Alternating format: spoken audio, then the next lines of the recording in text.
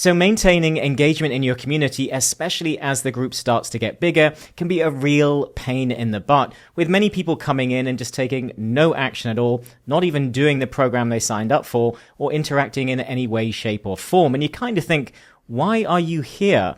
So it's our job as the community leaders to try to get people to interact to some degree. There will always be people that are more active than others, but we want to try and get people more engaged, get people coming back, and get people taking action. So in this video, I'm going to share with you 5 different ways that you can drive up the engagement of your community and make it much easier on yourself to automate bits and pieces of it. So if you get these 5 things right, it should drive up the engagement of your community ever so slightly and make things easier for you. The first one is that I recommend that you have less stuff inside your classroom. Now, inside my community, I have a huge amount of free content and training. And that's because my community was meant to be paid. It was going to be a paid community. So I created a massive program in there, and you can check it out. I'll put a link in the video description. You're welcome to come and join us in the side and participate in that free content. But this is way too much. And in the future, I may actually remove a lot of it and downsize it into something more straightforward, such as a 7-day program of some kind. I generally think the sweet spot is around a 5 to 7 day program. So that could be a challenge of some kind, a workshop, masterclass, something that basically gets them a mini win. What we want to do is get them motivated, get them believing that it's for them. And then if we can, get them a little win so that they then trust us and then they want the next steps. By having a huge amount in here like me, although it sounds fantastic and it looks great, to a degree it might be value dumping. And it might also be scaring people and overwhelming people who perhaps aren't ready for all of that. So although my program is very step by step, it's across 30 days, it's all laid out in bite-sized ways, for many people, that might look a little bit scary.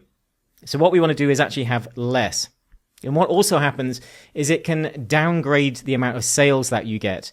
So you might actually get less sales because people aren't consuming the small program in the first place. So people often say, yes, I haven't had time yet. I'll come back to it later.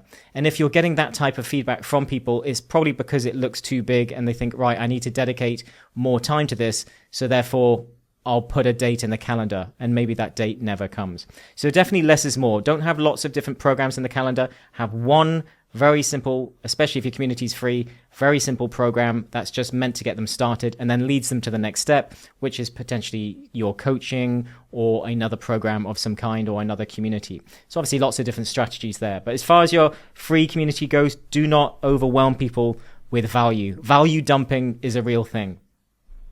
Point number 2 is that we really want quality traffic in the first place. You want to have the right people coming in the first place. If you've got a lot of people that are really not red hot, highly targeted traffic, then you're going to have to do a lot more work trying to convince them to take action and get involved. Maybe they just want to come in and have a quick look and they go, no, it's not for me. I wasn't sure. So those type of people are going to be harder to get engaged and get moving. So obviously there's a bigger group of people that are more beginner. So one day you may want to start converting more of those people. But the best thing that you can actually do is have red hot people inside your community to begin with, people that are actively really interested.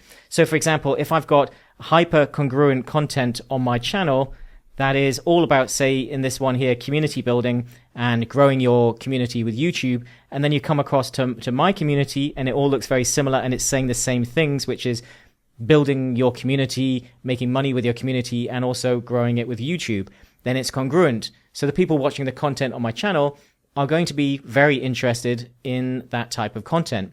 You want to do the same thing. You want to be having highly targeted people from the start, if possible, coming in, not lukewarm. So don't try and get people to come in for some type of freebie that maybe has broad appeal and then try to sort of bait and switch them onto something else, because it's going to be more complicated. They're probably not going to take action, or they might hit inside and go, oh no, this is not for me. And then you just have a lot of dead leads and inactive members, because your community is almost like, especially your free community, is often like an email list on steroids. And therefore, a lot of email lists actually go dead for the same reason, because you're not sharing stuff that they're actively interested in. If I had an email list and someone signed up to lose weight, and then now I'm trying to sell them on a real estate business, there's no connection there. So we always want to make sure that we're as aligned as possible with the traffic coming in the first place. So if it's crap coming in, then it's going to be crap coming out, basically. And I also think that it should be goal-driven if you can, and congruent. Because if it's more goal-driven, or there's some kind of passion that connects everybody, then engagement is going to be easier as well. People are going to engage inside your community more because they've got a common goal that unites them. People want to talk about the same thing. They all want to geek out together.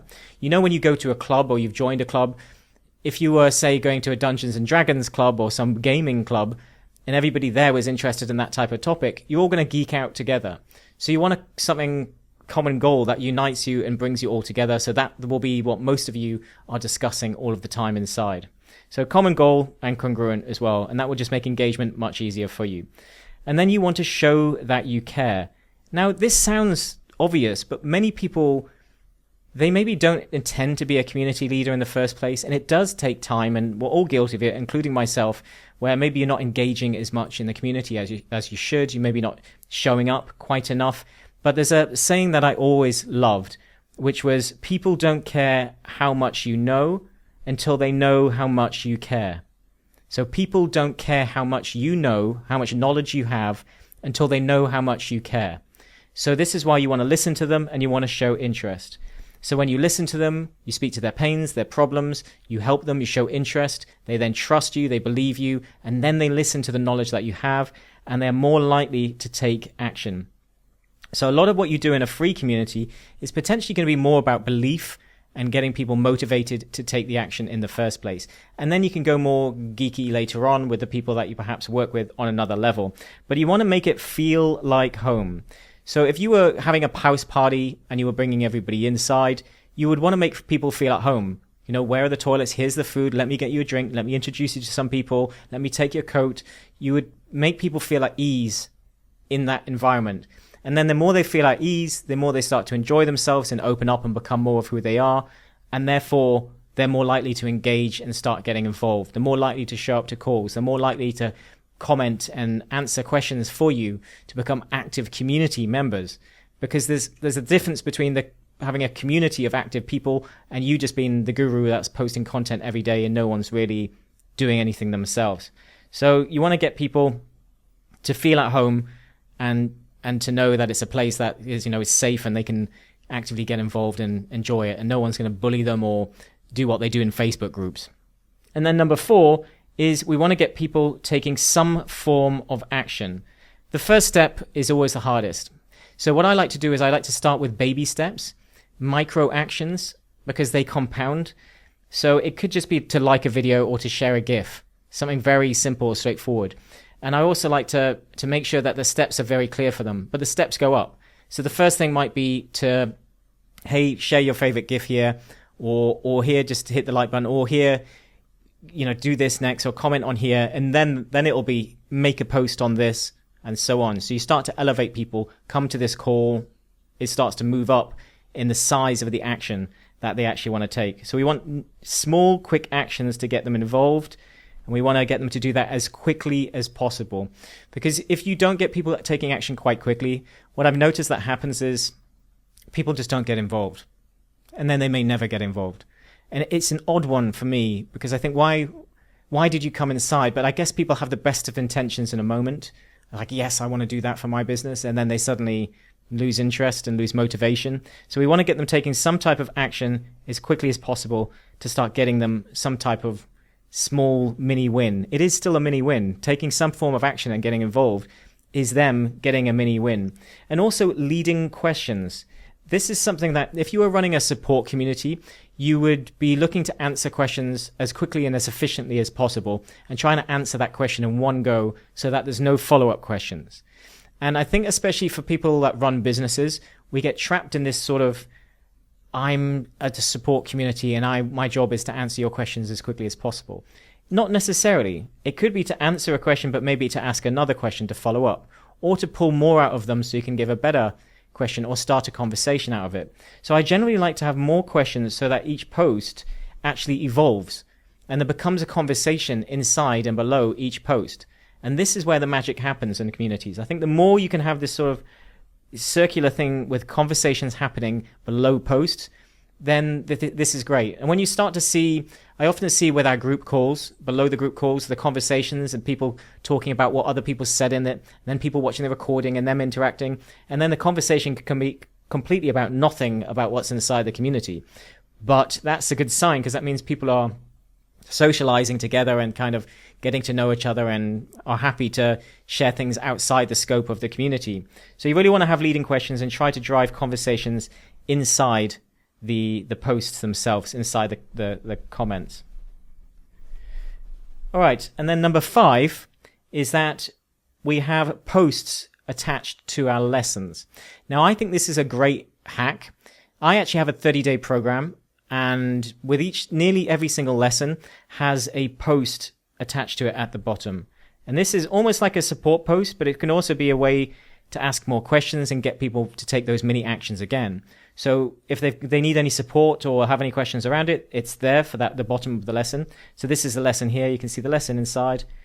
And then we've got a post that we can actually pin to each course. You can only pin it to one lesson, one post to one lesson. But the benefit of this is that it's a natural place for more engagement. And if you had a 5 or 7 day program and you had a post connected to each one, as well as the welcoming a new member post, then these are sort of 7 or 8 potential, in my case, potentially 30 posts that people can be commenting on if they're actually taking the desired action. So therefore, you kind of start to automate your engagement a little bit, which takes the pressure off you as well, because then you're able to create a couple of posts a week and answer different people's questions. But a lot of the questions will actually be in the posts that are already created. So you'll see these posts that will keep moving up and down the sort of feed based on how many people are questioning on things. And others that went before will start to answer some of those questions as well. And it just becomes more of an automated engagement system where people are getting involved, they're getting lots of mini actions, and then they start to create their own posts as the next level to it. So I find having lots of these types of comments and these posts attached to your lessons is a great way just to engineer and start to get more engagement inside your community. So I hope you found those useful. As I said before, if you would like more help growing your Skool community with YouTube, then I will link to our group in the video description. Thanks for watching. I'll see you in the next one.